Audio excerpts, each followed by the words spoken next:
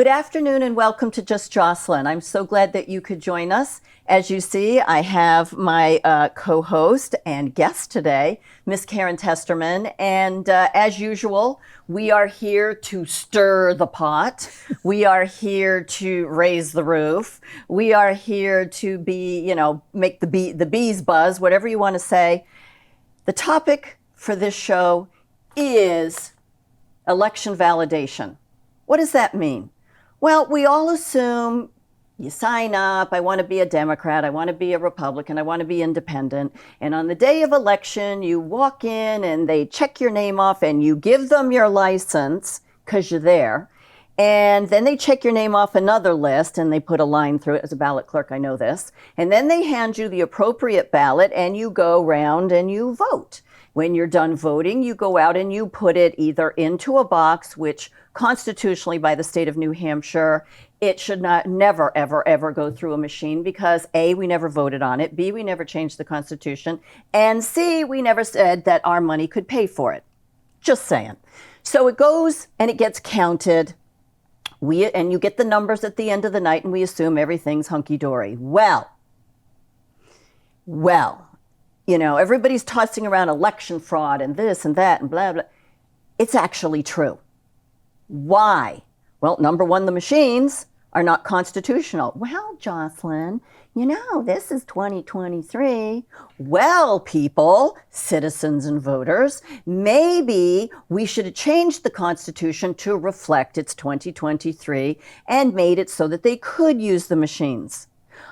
But they didn't, and they brought them in. We also have another problem. Well, my boss won't let me get off to vote, and I don't have anybody to watch my kids, and the dog ate my car keys, and we're sick and there's some fake pandemic going on. Whatever the excuse is, we had absentee ballots. Well, again, constitutionally, ballots were for only two reasons. Severely disabled, or you were out of the country. It then became out of the state, usually due to military, but those are the only two reasons. And at the bottom of this little affidavit is, on the bottom of the ballot is an affidavit. Supposed to be. That's the way it was. Well, then they came along and we had to have another exemption. It was a religious exemption. So what did they do? They wiped off the affidavit at the bottom where you swear the person signing it is you, and you go to a bank or the town hall or wherever and it's notarized. That's the way it was always done. But they took that away and they stuck the little religious exemption on there. So now there's not an affidavit. Well, Jocelyn, it comes sent to our house, so it must be legit. Have you listened to the news lately? Have you seen how many people have moved and the change of address wasn't registered and their name wasn't taken off and put in the new town? These are problems. So now people request their absentee ballot and it's sent to them. And by the way, you're not allowed to ask for an ID. But if I want to vote and I show up, I have to show an ID. But absentee ballot people don't. So they're signing it somewhere in their basement, the bathroom, I don't know, in the kitchen, stuffing it in an envelope and mailing it back. Where's the notary? Where's the person that swears that that's your signature and they saw you sign it? It's a legal document. This decides who becomes the president, who becomes the governor, who becomes whatever. These safety measures, these constitutional measures have been dropped, disappeared, ignored, erased. That's what we're going to talk about. So bring it on, Miss Karen. Wow, what a show. Yeah. And, what we're finding is that there are several election laws, first of all. Mm-hmm. When I was the city councilor in Franklin, I was mailed a big, thick book, 8.5 by 11, right? Thick, with the wires on the binding and so forth, so they're easy to turn, all of that. All about elections. Very interesting, right? Well, we look at them and we read them, and the thing is that practice what you've been doing in habit and so forth since we came to the state of New Hampshire. This is the process we were told that you followed, and that if you were an undeclared, you could go into the ballot box on the day of election. If you decided you wanted to pull another ballot, you could certainly do that. That would be okay, right? And then you could also decide you were going to go back. Well, what we found is over the years, maybe about 3 or 4 terms ago, there were legislators who started to say at the Republican convention, we don't like this, that the undeclareds come in and can decide who's going to be our nominees. And it's a nomination process, quite honestly. And so what it would be like asking the neighbor down the street to come in and look at your books and tell you how you should be spending your money. It's asking somebody else to come make the decisions for you and your family. Correct. Well, we are a private organization called the Republican Party. And when we go to the ballot box and at primary, we want to be able to select who is going to represent the Republican Party. Well, you don't want outsiders coming in to do that. Correct. So at any rate, it had not passed over the years. But this year, at the beginning of 2023, I submitted a bylaw amendment to go into the documents that tell the Republican Party how it's supposed to operate. And one of the things is, well, we don't want outsiders. We don't want those who are undeclared to come in and pull a ballot for the Republican Party. Okay. And so that's the way it's been, right? And I submitted this bylaw amendment. The bylaw amendment committee called me and said, we think this needs to be a resolution. So I wrote the resolution, but this little voice in the back of my mind said, let them both go through. So I did. I let them both go through. Well, came to the convention, and it eventually, after a lot of discussion, the resolution survived. Okay. All right. So now the law simply says that the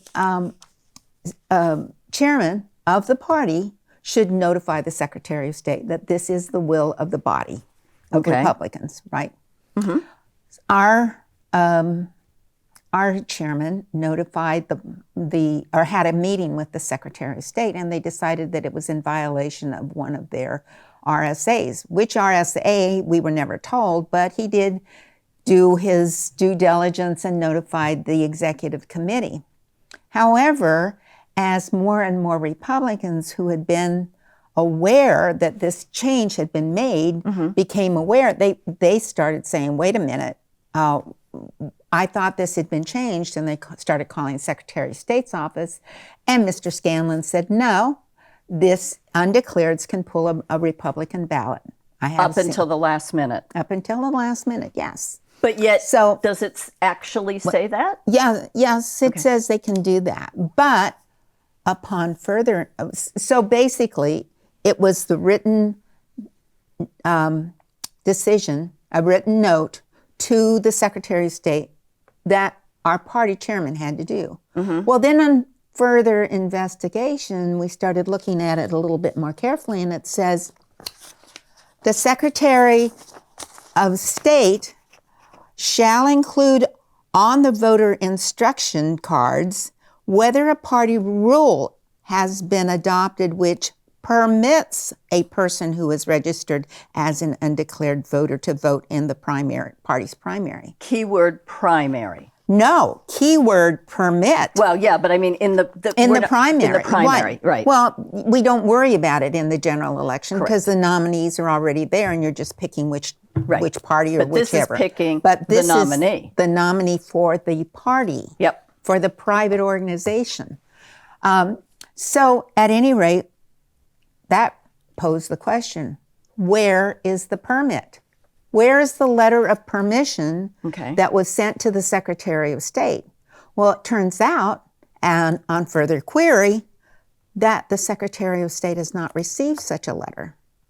So the chairman had not sent a letter that said, that we permit the private company. No chairman in the past. Okay, but I mean, this one did not send a letter that would permit an undeclared person to vote in our party's primary. And then now you're looking at more investigation, and no chairman has ever sent a letter saying they allowed this. Well, so our original premise was that we were closing the primary. Okay. That it was always allowed.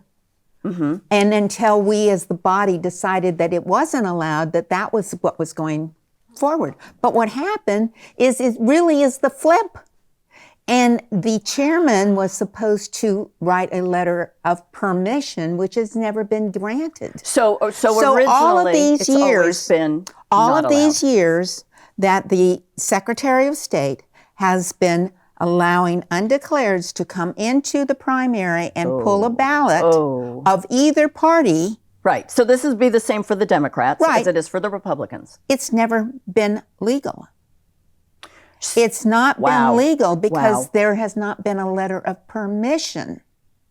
So this has been going on for as long as the Secretary of State has been in office that we know of, because there is no existing letter. So here's what I'm hearing in the background and my translating and concern. So number one, the Secretary of State is appointed. We never elected them. He's appointed by the governor. No, he's but not. But he's elected by the executive council. No, not he's us. not.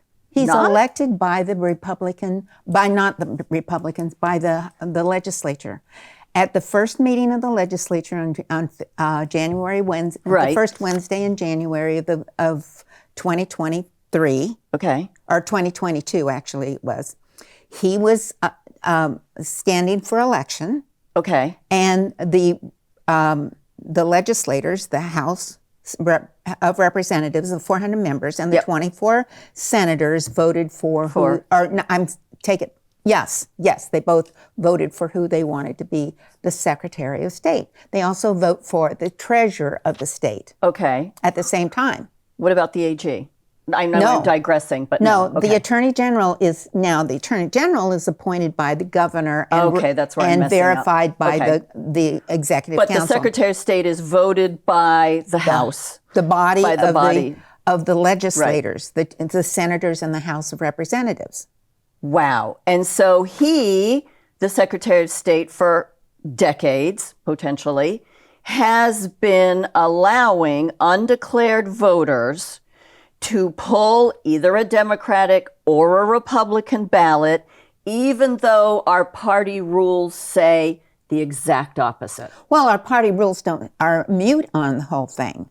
So it's not a matter of whether they say it or not. Mm-hmm. In order for the undeclared voter to be able to pull have to a have ballot, permission. they have to have permission from the parties to do so. And that's never happened. And that's not, apparently there's not a non-existent letter that says that. So this is a concern because that says that this has been going on illegally for years. Yep. Now, I'm not a lawyer. I don't have a law degree.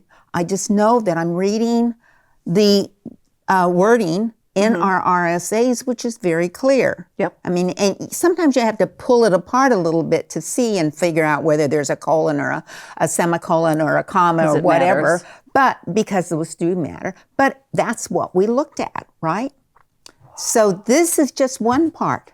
Now, the other part is if you look at what it says about declaring yourself as a registration, you can change your registration according to 654-34, right? Yep. So you guys can look it up, and we'll Right. also put it on the screen for you. And it states that under oath or affirmation that the voter intends to affiliate with generally supports the candidates of the party with which he offers to register, right? So that says that this is under penalty of law because further down in 4, it says that, and that is excluding if it's prohibited by 4. Well, no person who is already registered to vote, whether his party membership has been previously registered or not, shall affiliate with a party or disaffiliate from a party between the first Wednesday of June, which is probably signups to run for office, and the day before the state primary. So you can't change your registration in that period of time. No person who's already registered shall affiliate. Wow. Or disaffiliate. You can't affiliate or disaffiliate. So this is another thing that seems to be a little bit muddied in the process, right? And so when they do that, they're saying that they're abiding by this rule, and that's all fine and dandy, right? This is something I question, because supposedly before the upcoming presidential primary, which is supposed to be sometime at the end of January, maybe in February, but it's not completely official yet, that by last Friday, October 6th, your registration was supposed to be done. So that means that when it comes to primary time, you should not be allowed to change your registration. However, because of this mix-up about whether or not it was an open or a closed primary, and the Secretary of State has been saying, oh, it's open, it's open. I forgot the number. It's in the thousands. 2,000, 3,000 different Democrats have gone in, changed their registration to undeclared. Now, Why? Why? So you can go and pull last minute? Now, why would just Democrats, primarily Democrats, have done this? Why? Would you? I saw that report somewhere. Yeah. Would you? I think I texted it to you. I think so. I saw Would that you question whether or not the Democrats are supposed to be doing this, and why would just one party be doing it? It sounds a little suspicious to me. 3,542 Democrats. Oh, it just went off of there again. Come on. 3,542 Democrats switched to independent. So is that because you're leaving your party, or is that because potentially their intent is to interfere in the private Republican primary? Correct. Wow. That's granite rock for anybody that wants to look it up. Yeah.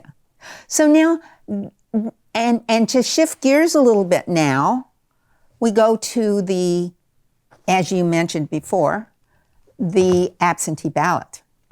Now, the absentee ballot was a constitutional amendment that came about because we had men in the military overseas who wanted to still participate in their state's elections. And so we did, the people at the time did the right thing. The legislature proposed a constitutional amendment that changed it. And if you were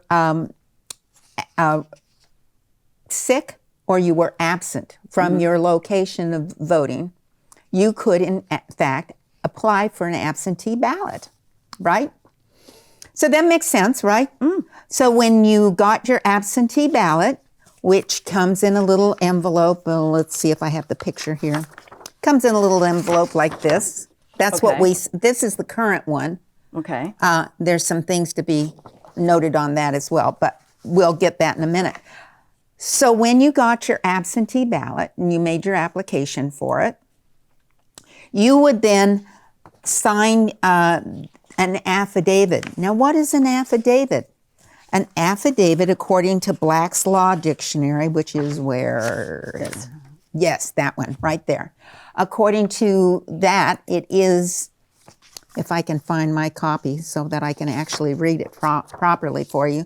It says a statement or declaration reduced to writing and sworn to or affirmed before some officer who has the authority to administer an oath or affirmation. So that means that these are legal documents. Your vote is a legal entity, right? Right. So when you ask for an absentee registration, according to our New Hampshire state laws, you are supposed to sign an affidavit that says, this is the reason I'm not going to be able to vote. If I'm going to be out of the area, this is the reason, and I write this down. Right. And I sign it. And then at the bottom of it, there should be a witness that says, I, the undersigned witness, do hereby swear to or affirm under the penalties of voting fraud set forth below that on this day of this, on this date, the above named person, having satisfied me as to his or her identity, signed the foregoing affidavit in my presence. In my presence. Yep. So your absentee ballot should actually not only have the reason that you are claiming that you're not going to be able to vote in person. Right. You're supposed to sign that, but you're also now supposed to have your Witnessed or notarized. Yeah, your ballot notarized. Yep. That you were the one that filled it out, that you were the one that put it in the envelope, and that you are the one that signed the outside of the envelope. Then it's supposed to go into an outside envelope and be mailed, right? So now this is all fine and dandy because we have affidavits for if you were out of the area, or we have an affidavit for if you were Sick and ill disabled. and disabled, right?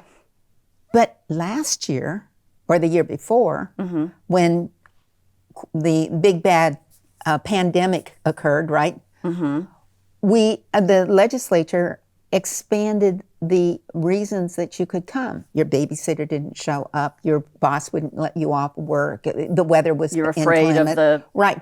But where on this nice little envelope, this nice little tidy little envelope, does it give you any place to affirm why you are claiming that you have to have this absentee ballot? So when I read on the left side, it says, I will be absentee on election day, A, out of town, B, unable to vote in person because I'm working, C, unable to vote in person because I'm caring for children, D, voting absentee the Monday before because of weather.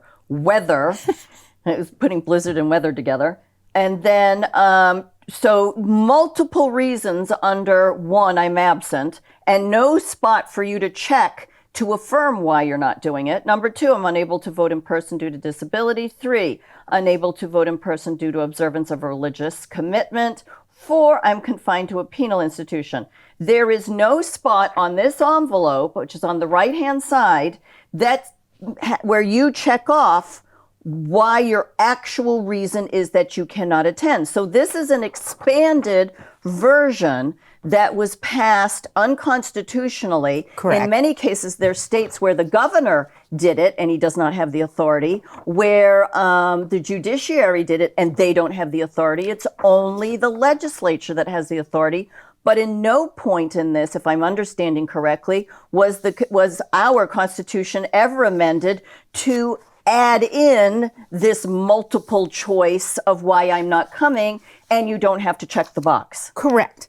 Okay. Now, but as you notice on the other side, it says that I've got my voter signature, or that I attest that I assisted this person, but nowhere is there for the legal documents that says that I witnessed this person who signed it. So the affidavit section is gone. It's not there. Now, what that does is that causes the moderator, which is 65950, when the moderator is supposed to, on election day, announce that the absentee ballots are being cleared, and she or he is going to start opening those outside envelopes, or the envelopes, to verify that the voter is who there, the name of the voter is on the checklist, and that the affidavit appears to be properly executed.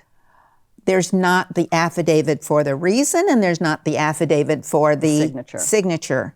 And so that's a problem right there. That is a huge problem, because if it's not there, then further down in 65953, the moderator is supposed to find that the absentee voter is not entitled to vote because, and he's not, the moderator is not even supposed to open the envelope right, at that open the point. envelope. Right. That should be a red flag. This cannot be opened. It cannot be counted. Right. For this, and they're then supposed to going on, mark it on the outside of the envelope, the reason why, and put it aside. And it is never supposed to be opened. It's supposed to remain exactly there. As is. Mm-hmm. As is. So here's something that Mr. Scanlon testified when they were affirming, what's her name? Ann Edwards. Yeah. Ann Edwards as a judge. Mr. Scanlon said, this woman has been my authority for election law for as long as I've been in office. Wow. So now Mr. Scanlon also is responsible for notifying our moderators and our keepers of the checklists about what their procedures are supposed to do, and they're supposed to be actually training them. Well, they do supposedly train them. However, Mr. Scanlon turned around and admitted that for as long as he's been in the office, there has not been an affidavit on the absentee ballots. Wow. So they have been stuffing our ballot boxes with illegal for 20 some odd years. So hang on to that thought for 1 second. We're going to go to a quick break, and we're going to come back and finish this conversation because we're nowhere near where we should be. And this is really, really important for everybody to understand. So we'll be back for the second half. I'll see you in a few minutes.